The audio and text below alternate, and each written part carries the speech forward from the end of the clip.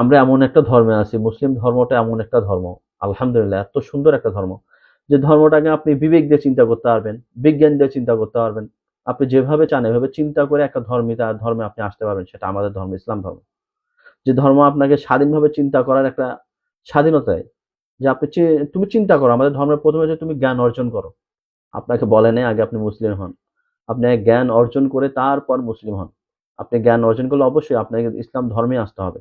কোনো ধর্ম এত সুন্দর করে, এত মন মতো করে আপনাকে বেছে নেওয়ার ক্ষমতা দিবে না যে আপনি ইসলামে আসেন। এই যে এইটাই আপনার ধর্ম। আপনি পুরো এভাবে চিন্তা করতে পারবেন, তিনি আমার রব, তিনি আমার আল্লাহ, আমি তাকেই মানবো যিনি পুরো দুনিয়া বানিয়েছেন, যিনি পুরো জাহান বানিয়েছেন, এবং পরবর্তীতে আমি যার কাছে যাব মৃত্যুর পরে, তিনি আমার রব। মাশাআল্লাহ, আলহামদুলিল্লাহ, কত সুন্দর আমাদের ধর্ম। তো সাধারণ এই বিষয়গুলো নিয়ে যদি আমরা চিন্তা করি, আমাদের ঈমান তো আরো বাড়বে, আরো দৃঢ় হবে, আমাদের ঈমান আরো শক্তিশালী হবে। আলহামদুলিল্লাহ। এটা আমার ১ম ভিডিও ছিল আমাদের এই পেজে।